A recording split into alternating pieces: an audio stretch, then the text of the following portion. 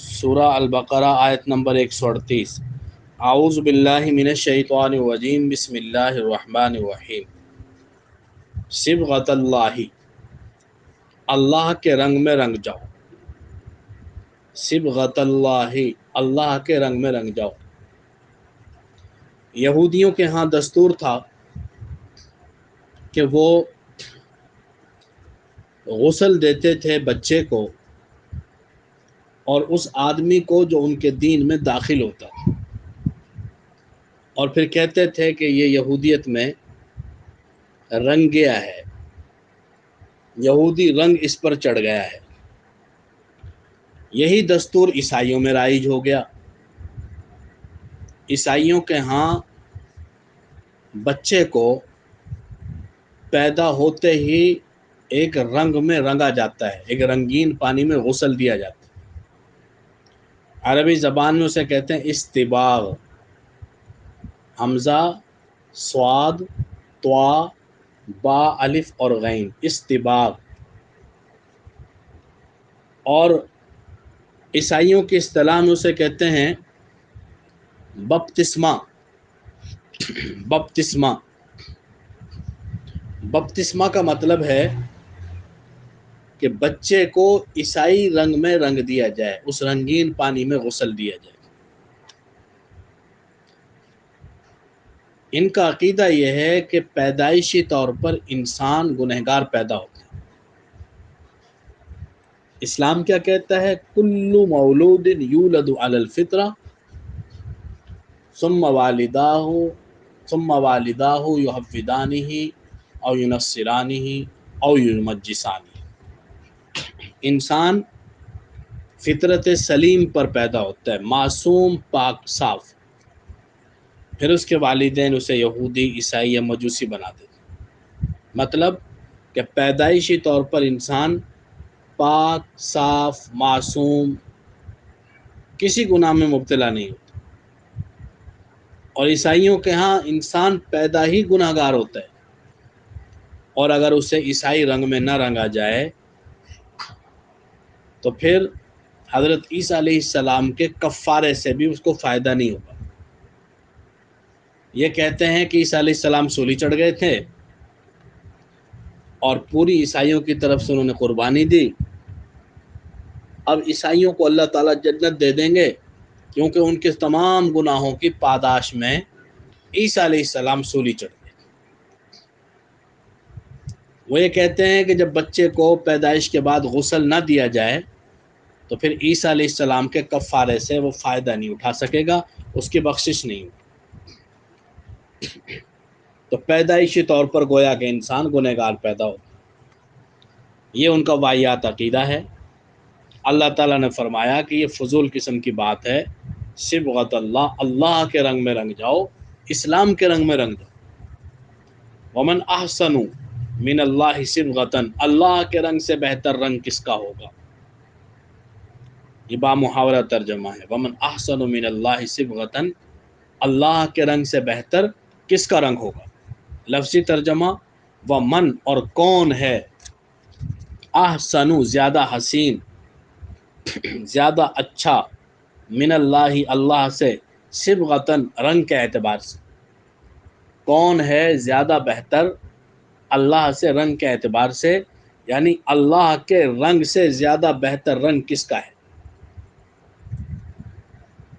جس طرح رنگ کسی کپڑے پر چڑھ جائے تو اس کا حصہ بن جاتا ہے، اس کا جز بن جاتا ہے، اسی طرح اسلام جب کسی پر چڑھ جاتا ہے تو اس کو رگو پے میں سما جاتا ہے، اور ایسے سما جاتا ہے کہ کوئی موت کی دھمکی، کوئی قتل کا خوف اور بڑی سے بڑی قربانی سے بھی اسے کوئی چیز روک نہیں سکتی۔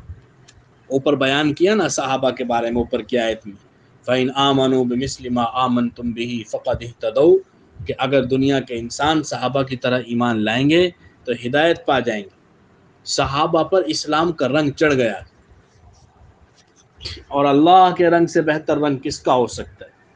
صحابہ کے اوپر اللہ تعالیٰ نے کیسی عظیم قربانیاں دی، مکے میں مارے کھاتے رہے، مکے سے نکلے مدینہ چلے گئے، کافروں نے چین سے نہ رہنے دیا۔ 10 سال کے قلیل عرصے میں 27 جنگیں حضور علیہ السلام کو براہ راست لڑنی پڑی یا لڑنے کے لیے جانا پڑا، اور 50 سے زیادہ جنگیں وہ ہیں کہ جن میں حضور نے صحابہ کو بھیجا۔ تو آپ اندازہ لگائیں کہ 70-80 جنگیں 10 سال کے عرصے میں لڑی گئیں یا لڑنے کے لیے لشکر بھیجے گئے۔ پاکستان نے 70 سالوں میں 2 جنگیں لڑی ہیں، بنیادی طور پر تو 2 جنگیں ہوئی، 65 کی اور 71 کی۔ باقی جو ہیں چھوٹی موٹی جھڑپیں، کارگل کی لڑائی، ادھر ادھر کی، وہ کوئی بڑی جنگیں نہیں تھیں۔ اور آج تک پاکستان کی معیشت اپنے پاؤں پہ کھڑی نہیں ہوئی۔ ہم اب لڑتے ہوئے ڈرتے ہیں۔ 70 سال سے کشمیر کا رونا رو رہے ہیں لیکن ہوتا کچھ نہیں ہے۔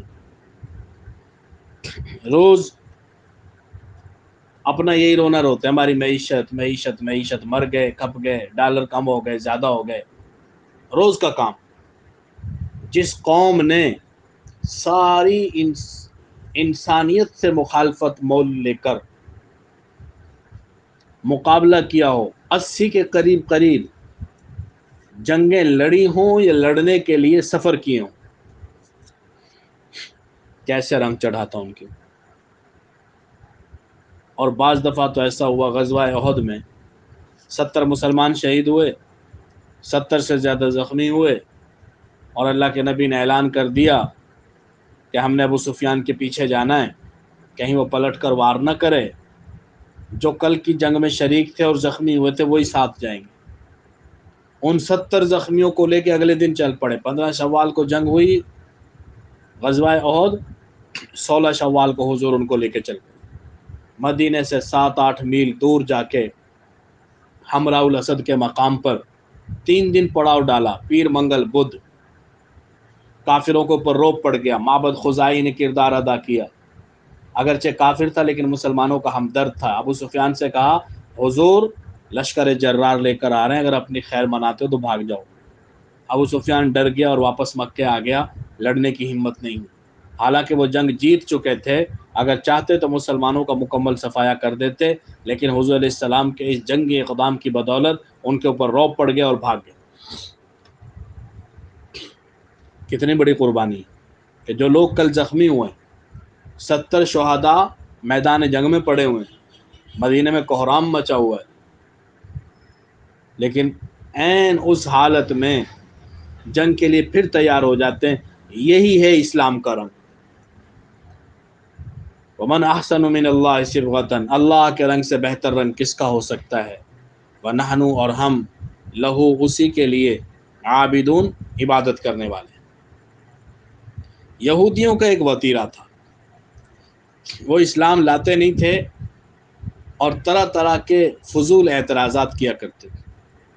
مسلمانوں سے کہتے دیکھو اب سے پہلے تو عرب میں کوئی نبی آیا نہیں، ہم تم سے پہلے کے لوگ ہیں، اب اور عرب میں کوئی نبی آیا نہیں، ہمارا قبلہ تم سے پہلے کا قبلہ ہے، اور یہ نبی نئے نئے دعوے دار ہیں، تو جیسے پہلے عرب میں نبی نہیں آئے تو ابھی بھی عرب میں نبی نہیں آ سکتے۔ یہ مسلمانوں کو ورغلانے کی کوشش کرتے تھے، تو اللہ تعالیٰ نے فرمایا قل، آپ ان سے کہہ دیجیے، اتحاجوننا، کیا تم جھگڑتے ہو ہم سے، فی اللہ، اللہ کے بارے میں، کیا تم جھگڑتے ہو ہم سے اللہ کے بارے میں، کہ اللہ تعالیٰ نے عرب میں کوئی نبی نہیں بھیجا، تو اب اللہ تعالیٰ پابند ہو گیا اس بات کا کہ پہلے عرب میں نہیں بھیجا تو آئندہ بھی نہیں بھیج سکتا ہے؟ تو اللہ تعالیٰ تمہاری منصوبوں کے مطابق اپنا نظام چلاتا ہے۔ اگر اب سے پہلے نہیں بھیجا تو اس کا کیا مطلب ہے کہ آئندہ بھی نہیں بھیجے گا، یا بھیج ہی نہیں سکتا ہے؟ وہ اللہ تعالیٰ تمہارے منصوبوں کے اور تمہارے کہنے کے پابند ہیں کوئی خدا نخواستہ؟ قل، آپ کہہ دیجئے، اتحاجوننا، کیا تم جھگڑتے ہو ہم سے، فی اللہ، اللہ کے بارے میں، وَهُوَ رَبُّنَا، حالانکہ وہ ہمارا بھی رب ہے، وَرَبُّكُمْ، اور تمہارا بھی رب ہے۔ ولنا اور ہمارے لیے اعمالنا ہمارے اعمال ہیں، ولکم اور تمہارے لیے اعمالکم تمہارے اعمال ہیں۔ اللہ تو ہمارا بھی اللہ ہے، تمہارا بھی اللہ ہے، ہمارا بھی رب ہے، تمہارا بھی رب ہے۔ ہمارے لیے ہمارے اعمال ہیں، تمہارے لیے تمہارے اعمال ہیں۔ اگر خدا نہ خواستہ ہم غلط کہہ رہے ہیں تو ہماری پکڑ ہو جائے گی، لیکن یہ سوچ لو کہ اگر تم غلط ہو تو پھر تمہاری پکڑ ہو جائے گی۔ اعمال اپنے اپنے ہیں۔ وَنَحْنُ لَهُ اور رہی بات ہماری، اور ہم تو اس کے لیے مخلصون خالص عبادت کرنے والے۔ نحن ہم لہو اسی کے لیے ہیں، مخلصون خالص عبادت کرنے، ہمارا اور کسی کے ساتھ کوئی تعلق نہیں، بالکل یکسوئی کے ساتھ اسی کی طرف متوجہ ہیں۔ پھر وہ اس بات کے بھی دعوے دار تھے، یہودی اور عیسائی بھی، حتیٰ کہ مشرکین مکہ بھی کہتے تھے ہم دین ابراہیم پر ہیں۔ ام تقولون کیا تم کہتے ہو، ان ابراہیم کہ بے شک ابراہیم، و اسماعیل اور اسماعیل، و اسحاق اور اسحاق، و یعقوب اور یعقوب، والاسباط اور ان کی اولادیں، کانو تھے، ہودن یہودی او نصارا یا عیسائی۔ کیا تم یہ کہتے ہو کہ ابراہیم، اسماعیل، اسحاق، یعقوب اور ان کی اولاد کانو تھے ہودن یہودی او نصارا یا عیسائی؟ یہ اسی بات کے دعوے دار تھے کہ ہم ان کے دین پر ہیں۔ تو نعوذ باللہ من ذالک، ان لوگوں نے تو شرک کیا ہوا تھا، اور ابراہیم علیہ السلام یکسو تھے، بل ملت ابراہیم حنیفہ، ابراہیم علیہ السلام تو دین حنیف پر تھے، یکسو، ہر غیر سے، اللہ کے غیر سے یکسو ہو چکے تھے۔ اور یہ یہودی حضرت عزیر علیہ السلام کو اللہ کا بیٹا بتاتے تھے اور مانتے تھے، اور عیسائی عیسیٰ علیہ السلام کو اللہ کا بیٹا کہتے تھے، مشرکین فرشتوں کو اللہ کی بیٹیاں کہتے تھے، اور پھر دین ابراہیم پر ہونے کے بھی قائل تھے۔ قل آپ کہہ دیجئے، انتم کیا تم عالم زیادہ جانتے ہو، ام اللہ یا اللہ، تم زیادہ جانتے ہو یا اللہ؟ قل آپ کہہ دیجئے، انتم کیا تم عالم زیادہ جانتے ہو، ام اللہ یا اللہ زیادہ جانتے ہیں۔ اللہ تعالیٰ نے تو ان کو ملت حنیف، دین حنیف پر بتایا، اور تم شرک کرتے ہو اور پھر کہتے ہو کہ وہ بھی ہمارے دین پر تھے یا ہم ان کے دین پر ہیں۔ تو اس کا مطلب یہ ہے کہ نعوذ باللہ وہ یہ کام کرتے تھے جو کہ بالکل غلط ہے۔ تم زیادہ جانتے ہو کہ اللہ زیادہ جانتا ہے؟ اللہ تو کہہ رہا ہے کہ وہ دین حنیف پر تھے اور ملت ابراہیم کی پیروی کرو، اور تم نے اپنے اپنے دین گھڑے ہوئے ہیں، اپنے اپنے پیروں، اپنے اپنے تم نے غیر قرار دیے ہوئے، اللہ کے غیر کو تم نے شریک بنایا ہوا ہے۔ ومن اظلم کون بڑا ظالم ہوگا، ممن اس سے، قتم جو چھپائے، شہادتن گواہی کو، عندہ جو اس کے پاس ہے، من اللہ اللہ کی طرف سے۔ کون بڑا ظالم ہوگا اس سے جو چھپائے گواہی کو، عندہ جو اس کے پاس ہے، من اللہ اللہ کی طرف سے۔ ان کی کتابوں میں لکھا ہوا تھا نبی آخر الزمان کا، ان کی علامات اور آگے آنے والے حالات کی تفصیلات، لیکن یہ اللہ کی اس گواہی کو چھپاتے تھے اور اپنے اپنے دعوے کیے ہوئے تھے، حب جا اور حب مال کی وجہ سے۔ وَمَا اللَّهُ بِغَافِلٍ اور نہیں ہے اللہ غافل، اما اس سے، تعملون جو تم کرتے ہو، اللہ غافل نہیں ہے اس سے جو تم کرتے ہو۔ تلک امتن یہ ایک امت تھی، قد خلت تحقیق گزر چکی، ابراہیم، اسماعیل، اسحاق، یعقوب، ان کی اولادیں، ایک پورا ایک جماعت تھی، ایک گروہ تھا، ایک امت تھی، انسانی تاریخ تھی ایک۔ تلک امتن یہ ایک امت تھی، قد تحقیق خلط گزر چکی، لہا ان کے لیے، ما وہ ہے، کسبت جو انہوں نے کمایا۔ وہ بڑے لوگ تھے، عظیم لوگ تھے، ایک امت تھی، امت مسلمہ تھی، نیک لوگ تھے، فرما بردار تھے اللہ تعالیٰ کے، وہ گزر گئے، ان کے لیے وہ ہے جو انہوں نے کیا، وَلَكُمْ اور تمہارے لیے، ما وہ ہے، کسبتم جو تم نے کیا، ان کے لیے وہ ہے جو انہوں نے کیا اور تمہارے لیے وہ ہے جو تم نے کیا۔ اعمال اپنے اپنے ہوں گے، اپنے اپنے اعمال کا جواب دینا پڑے۔ وہ اللہ کے برگزیدہ نیک لوگ تھے، انہوں نے ایک زندگی گزاری، اللہ کو راضی کیا، چلے گئے، اور ایک تم بھی ہو، تو ان سے ان کے اعمال کے بارے میں پوچھا جائے گا، تم سے تمہارے اعمال کے بارے میں پوچھا جائے گا۔ ولا تسألون اور سوال نہیں کیا جائے گا تم سے، عما اس کے بارے میں، کانوا یعملون، جو وہ کیا کرتے، اور سوال نہیں کیا جائے گا تم سے اس کے بارے میں جو وہ کیا کرتے۔